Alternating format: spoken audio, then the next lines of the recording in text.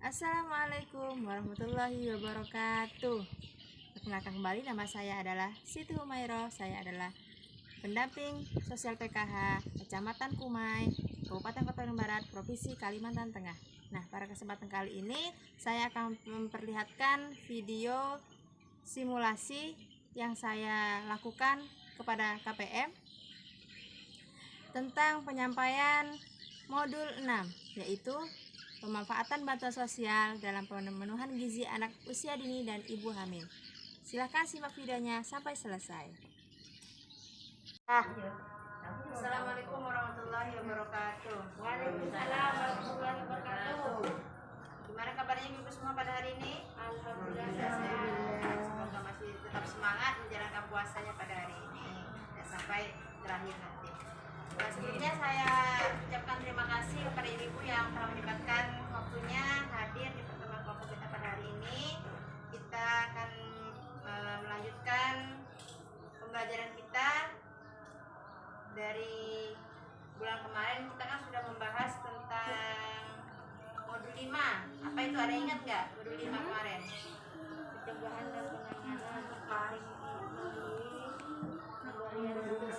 Kemarin kita sudah belajar tentang pencegahan dan penanganan stunting melalui pemberian stimulasi kepada anak. Jadi yang kita pelajari kemarin tentang stimulasi atau rasa yang kita berikan kepada anak dari sejak lahir sampai usia 6 tahun.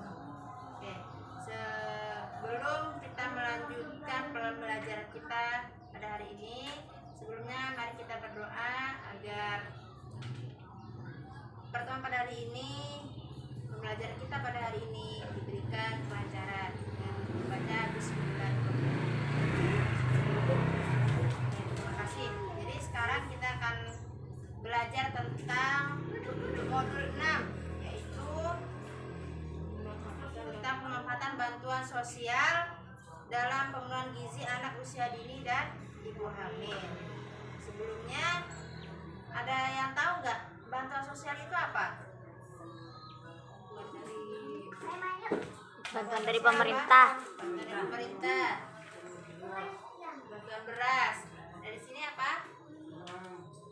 Ada juga bantuan uang. Jadi perlu ibu-ibu ketahui bahwasanya bantuan sosial itu adalah pemberian bantuan berupa uang atau barang yang diberikan oleh pemerintah kepada individu, keluarga, kelompok, dan masyarakat yang bertujuan untuk pemenuhan kebutuhan sehari-hari bagi keluarga penerima manfaat. Selanjutnya ada yang harus ibu-ibu bahas atau diskusikan per kelompok. Jadi ada kelompok 2 ya, jadi bisa 3-3 kelompoknya. Silahkan diskusikan jenis bantuan yang ibu-ibu terima, terus manfaatnya apa. Silahkan diskusikan sebentar.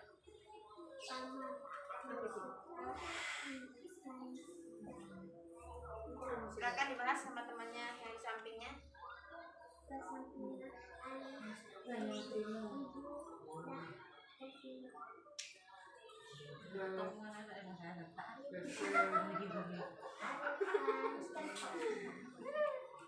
Sudah?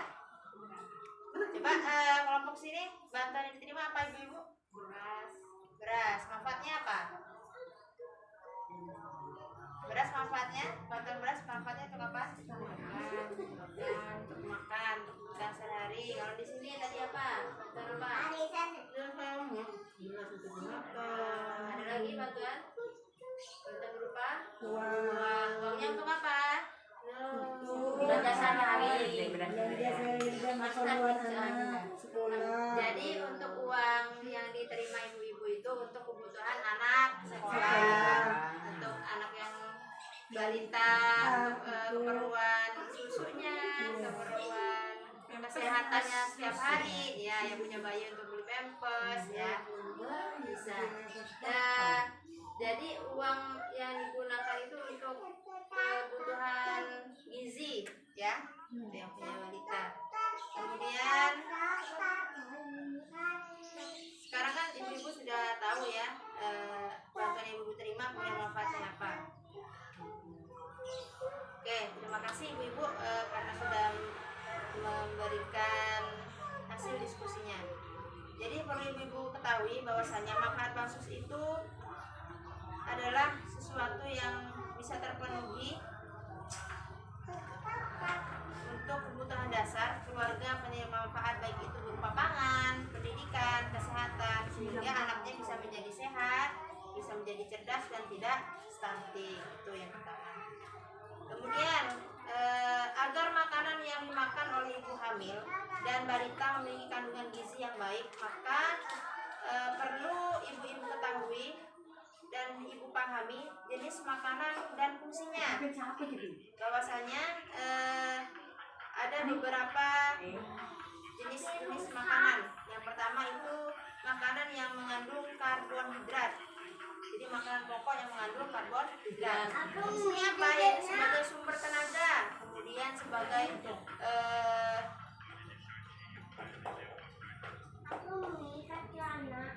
membantu untuk berpikir dan bekerja. Kemudian ada juga jenis makanan lauk pauk yang mengandung protein, fungsinya sebagai sel pembangun sel, memperbaiki sel yang rusak. Selanjutnya adalah sayur dan buah-buahan yang mengandung vitamin dan mineral. Itu fungsinya untuk membantu proses kerja tubuh, mencegah berbagai penyakit. Sekarang saya akan membagi ibu-ibu dalam 3 kelompok. Di sini ada kelompok 2 orang. Ini untuk kelompok yang sayur mayur, buah-buahan dan sayur mayur. Yang di sini untuk kelompok karbohidrat, ya. Jadi makanan karbohidrat. Yang di sini kelompok lauk pauk. Nah, jadi nanti ibu-ibu silakan diskusikan dengan teman di sebelahnya. Hasil pertanian yang ada di sekitar, bisa perkebunan pertanian juga boleh, yang ada di sekitar ibu-ibu semuanya. Silahkan dibahas dengan temannya ya.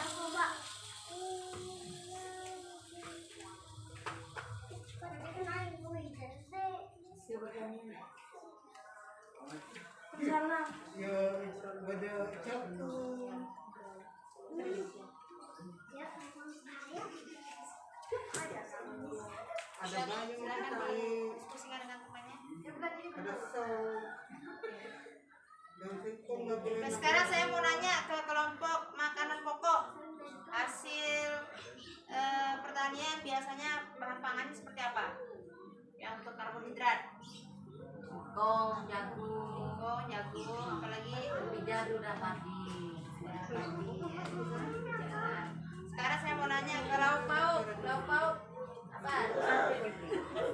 Ikan,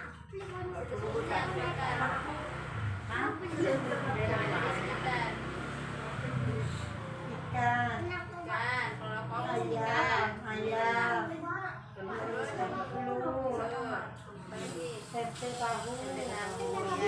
Untuk kelompok sayuran dan buah-buahan. Ini sih lebih macam panjang, jagung. Banyak ya.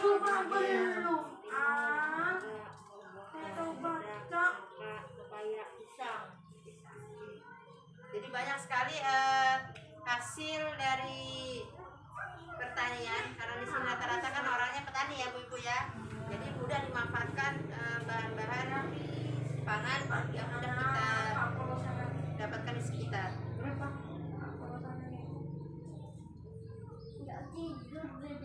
Oke, jadi terima kasih Bu Ibu karena sudah memberikan hasil diskusinya sesuai dengan apa yang ada di sekitar ibu-ibu masing-masing. coba mencepat mengejar. Jadi perlu ibu-ibu ketahui bahwa makanan yang dikonsumsi oleh anak dan ibu hamil harus memenuhi gizi seimbang seperti yang ada di isi piringku.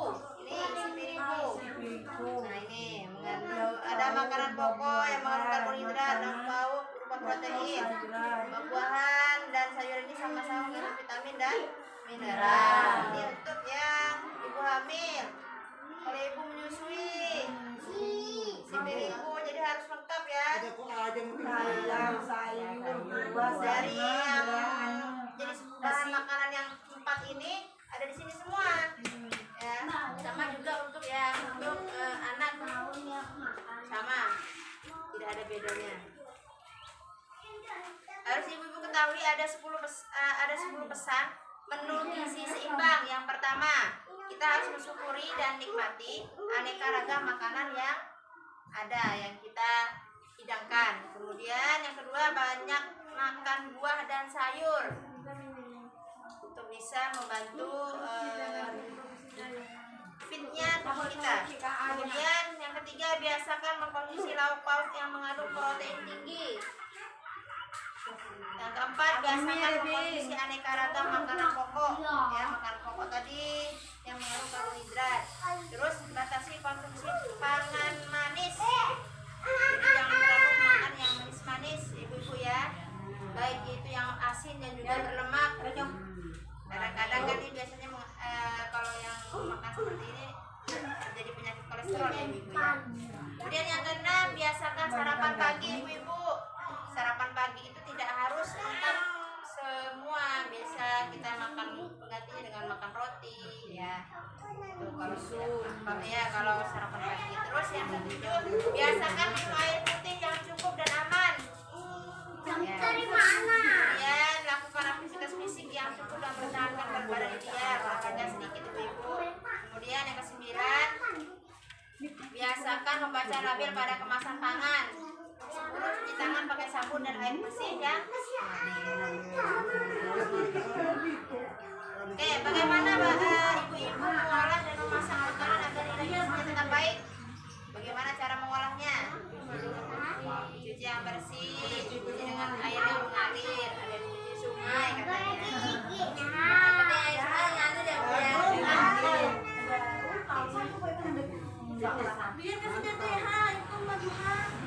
Jadi makanan yang dikonsumsi oleh anak dan ibu hamil itu tadi harus memiliki gizi yang seimbang. Jangan lupa.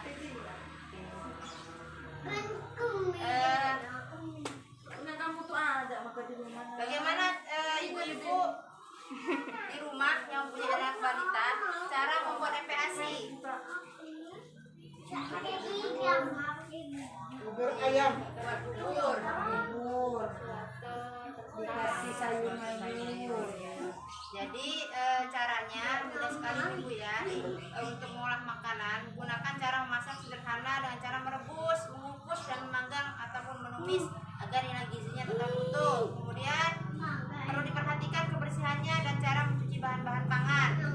Terus tidak ada pemberian atau penambahan penyedap rasa ya Bu ya. Khusus untuk yang MPASI, perhatikan tekstur makanan agar dapat mudah dicerna oleh anak dan pengolahannya tidak menggunakan minyak, jadi harus disesuaikan. Dibuatlah yang halus agar mudah dicerna oleh balita.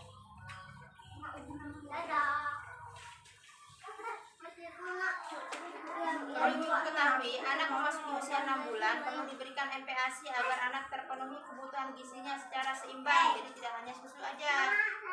Tapi kalau susu itu yang khusus hanya untuk anak yang usia 0 sampai 6 bulan. Di atas 6 bulan diberi MPASI. Ibu hamil perlu mengkonsumsi makanan bergizi seimbang untuk memastikan janin yang dikandungnya lahir dengan sehat, cerdas dan tidak stunting.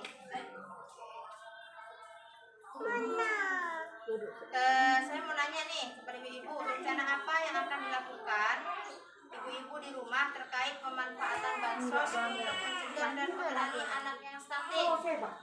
Ayo, dimanfaatkan untuk apa bansosnya? Diberikan makanan-makanan yang bergizi ya, buah, sayuran, diberikan susu. Oke, jangan lupa itu ya untuk bisa memenuhi kebutuhan gizi anak agar tadi bisa mencegah dan menangani anak yang stunting. Nah, ibu-ibu silakan ditulis rencana di tabel janjinya, rencana yang akan dilakukan di rumah terkait dengan pemanfaatan bansos. Silakan ditulis. Bansosnya mau dimanfaatkan untuk apa? Bilang om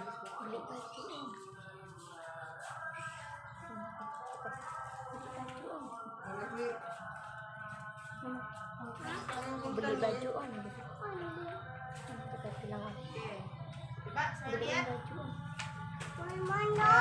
Ibu Renti berencana Beli mana? bahwasanya Dia beli baju. kita berjanji ini dia Baju. membuat Baju. janji diri memanfaatkan bansosnya untuk kebutuhan gizi anak balita karena dia punya anak usia berapa? Busuk-busuk. 5 tahun ya. Susuk. Untuk anak yang sekolah juga Susuk. ya, belajar ya Bu ya. Minum. Terima kasih. Orang ada.